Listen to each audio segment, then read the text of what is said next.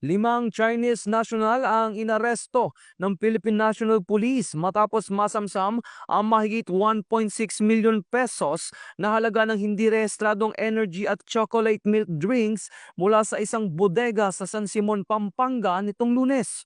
Ayon sa PNP, nadiskubre sa operasyon ang mahigit 1,000 kahon ng energy drinks at higit 3,000 kahon na chocolate milk drinks na hindi rehistrado mula sa Food and Drug Administration o FDA na posibleng magdulot ng panganib sa kalusugan ng publiko. Tinatayang 1.619 million pesos ang kabuang halaga ng mga nasamsam na produkto.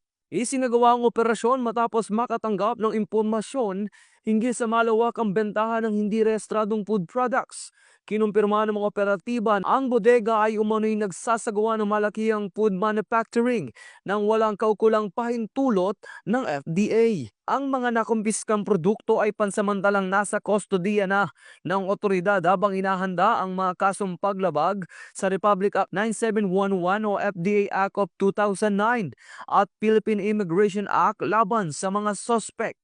Ito ang bagong PNP para sa bagong Pilipinas, serbisyong mabilis, tapat at nararamdaman.